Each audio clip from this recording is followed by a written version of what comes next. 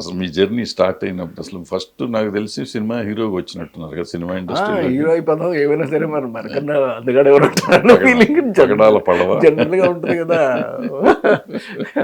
అంటే మన మన 90% నాకు తెలుసండి ఎవరి జర్నీ అన్న అలాగే స్టార్ట్ అవుద్దండి. మనం హీరోలకి తక్కువ అని చెప్పి, కానీ మనకి ఒక బ్రెయిన్ ఉంటుంది. ఆ బ్రెయిన్లో మనం కూడా కొన్ని కథలు ఆలోచించవచ్చు అనే విషయాన్ని మనకి ఇంకొకళ్ళు ఎవరో ఒకళ్ళు గట్టిగా చెప్తేనే తప్ప మనకి ఎక్కదు. అందుకని అప్పుడు కథ స్క్రీన్ ప్లే అంతా కూడా వేరే ఇంకొక డైరెక్టర్ని పెట్టుకుని చేశానండి పగడాల పడవ అనేటటువంటిది. సరే ఆ అధ్యయనం పూర్తి అయిపోయింది. ఆ తర్వాత చాలా మళ్ళీ సర్లే ఇక ఆ తర్వాత చాలా ఇబ్బందులు పడ్డాం కూడానండి.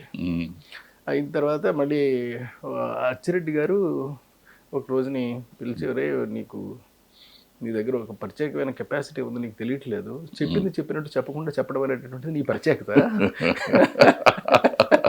అందుకని నువ్వు ఒక పని చేయి, మంచి మంచి కథలలో ఈ కథల మీద మనం సినిమాలు చేద్దాం అని ఒక ఆలోచన చెప్పాడండి ఆయన. చెప్పిన తర్వాత నేను అటే వెళ్ళానండి. అది వాళ్ళకి ఏ రేంజ్కి వచ్చింది అంటే కథ, స్క్రీన్ ప్లే, సంగీతం, దర్శకత్వం ఇంక్లూడింగ్ మాటలు, మ్యూజిక్ తో సహితం చేసే రేంజ్కి తీసుకొచ్చేసాడు ఆయనే. ఆయన మీరు ఈ కథలు రాయటం అనేది అసలు మొదటి నుంచి ఉందా? మీరు మధ్యలో క్యాసెట్లు బిజినెస్ ఏదో చేసేవారు అన్నారు. అవునండి. అది చూసినప్పటి నుంచి సినిమాలు చూస్తాంతో వచ్చిందా? అంటే పొట్టకూడు కోసం ఏదో ఒకటి చేయాలి కాబట్టి చేసినప్పుడు అంటే రామ్ గోపాల్ వర్మ కూడా వీడియో షాప్ పెట్టాడు. అతను సినిమాలు చూస్తూ ఉండేవాడు, మాకు చెప్తా ఉండేవాడు, క్యాసెట్లు ఇస్తూ ఉండేవాడు. మీరు అట్లా క్యాసెట్లలో నుంచి ఏమన్నా నేర్చుకుందా లేకపోతే ఒరిజినల్ గానే మీలో? క్యాసెట్లో నేను ప్రత్యేకంగా ఏమి నేర్చుకోలేదండి. క్యాసెట్లు బిజినెస్ అనేది బిజినెస్ లో చేసేవాళ్ళం. కానీ పాత సినిమాల ద్వారా మాత్రం చాలా నేర్చుకున్నానండి. అలాగని పాత సినిమాల యొక్క దర్శకులే నా ప్రామాణికం అని చెప్పేసి నేను చెప్పను. నాకు ప్రామాణికం ఎవరు అని అంటే కమింగ్ ఫ్యూచర్ అండి. అంటే ఫ్యూచర్లో చెప్పబోయేటటువంటి వాళ్ళందరూ కూడా నాకు గురువులే. చెప్పేసిన వాళ్ళు ఎలాగా చెప్పేశారు, వాళ్ళు గురువులే. చెప్పేశారు ఆల్రెడీ, నేను అయిపోయింది చెప్పేశారు. కొంతమంది చనిపోయారు, పెద్దగా ఎవరు లేరండి. కానీ ఆ సినిమాలు అన్నీ కూడా నాకు చాలా ఉపయోగపడినాయి. వాటితో పాటుగా ఇప్పుడు చేస్తున్నటువంటి ట్రెండ్, న్యూ ట్రెండ్ అంతా వాళ్ళ ఈ గురుత్వాన్ని నేను స్వీకరించుకునండి, వాళ్ళకి శిష్యత్వాన్ని నేను ఆపాదించి నేను కంటిన్యూ చేస్తూ వెళ్ళానండి. అంచేత ఇప్పుడు నేను ఏ సినిమా చూసినా చాలా బాగుంటే మాత్రం అందరం కొంత నేర్చేసుకుంటాను నేను. అవును, ఇలా మనం ఎందుకు చేయకూడదు అలాగనే. అంటే మీరు తీసిన మొదటి సినిమా నుంచి కొంచెం కొత్త కొబ్బరి బొండంలో ఆయన లావుగా ఉండటం లేదు, అది విచిత్రంగా. మీరు కొబ్బరి బొండం ఫస్ట్ మన ఇద్దరు మీటింగ్ గుర్తుందా మీకు? లేదండి, నాకు గుర్తుంది. నేను పద్మాలయ స్టూడియోలో కూర్చుని ఉంటే మీరు దివాకర్ బాబు గారు ఒక పెద్ద టేప్ రికార్డర్ ఒకటి పట్టుకుని కృష్ణ గారికి పాటలు వినిపిస్తానికి వచ్చారు. అక్కడికి వచ్చి నేను బయట ఉంటే నాకు బయట కనపడగానే దివాకర్ బాబు అంతకుముందు నాకు పనిచేసినాడు కదా, ఆయన గబగబా కూర్చోబెట్టి కృష్ణారెడ్డి గారు ఈయన భరద్వాజని పరిచయం చేసి మన ఇద్దరికి పాటలన్నీ వినిపించారు. పాటలు నాకు బాగున్నాయి పాటలు అంటే అప్పుడు మీరు చాలా ఉత్సాహంగా ఉన్నారు కుర్రాళ్ళు. నేను మ్యూజిక్ ఏంటి, డాన్స్ కూడా చేస్తాను, నేను డాన్స్ కూడా నేనే చేస్తానంటే నేను కసున్నాడు, జీవితంలో పగున్నాడు, ఎవడైనా సరే అలాగే ఉత్సాహంగా ఉంటాడండి. నేను కోపడ్డా, సినిమా మ్యూజిక్ చేసావు ఎట్టగట్ట నువ్వు, డాన్స్ చేస్తానటువంటి పిచ్చి పిచ్చి అసలు వేయొద్దు, డాన్స్ మాస్టర్ని పెట్టుకోండి, సినిమా డాన్స్ వేరు అది ఇదని నా తెలివితేటలన్నీ అక్కడ ఉపయోగించారు. అప్పుడు ఆయన డైరెక్టర్ వేరు ఆ సినిమాకి, వేరే కొబ్బరి బొండం డైరెక్టర్.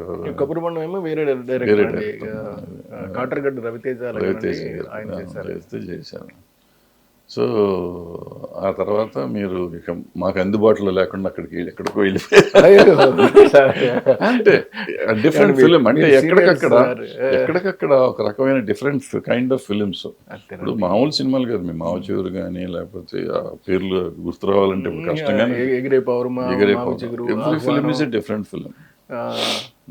ఆహ్వానం, శుభలగ్నం అన్ని మంచి సినిమాలు, అన్ని మంచి సినిమాలు, పైగా ఎక్కడ అశ్లీలం లేకుండా అన్ని బాగుండి ఎంజాయ్ చేస్తూ. లాంటి కామెడీ చేసినప్పటికి కూడా ఫ్యామిలీ అన్నారండి, ఫ్యామిలీ అద్భుతమైన సినిమాలు. వినోదం చేసిన తర్వాత మీరు నాకు ఫోన్ చేశారు, ఫోన్ చేసి ఎవరి ఇది మీరు చేశారు కాబట్టి సూపర్ డూపర్ హిట్ అయింది అని చెప్పారు, మీరు అభినందించారు. అద్భుతం. అంటే సినిమాలు అంటే వినోదం యాక్చువల్గా మీరు చేసే సినిమా లాంటి సినిమా లాగా లేదు, అందుకని కాదండి, ఫోన్ అంటే చేశాను. నేను ఏ సినిమాని కూడా ఇంకొక సినిమా లాగా మాత్రం నేను ఎప్పుడూ చేయనండి. అవును. మళ్ళీ మార్చేస్తూ ఉంటా. అంటే వినోదం లాంటి సినిమా చేసి తర్వాత మావి చిగురు లాంటి ఏడుపు సినిమా చేశానండి. అవును. జనం తిట్టుకుంటూనే శభాస్ అన్నారు. ఒరే కృష్ణారెడ్డి నువ్వు నవ్విస్తావు అనుకుంటే ఎంత ఏడిపించేసేట బాబోయ్ అలాగని.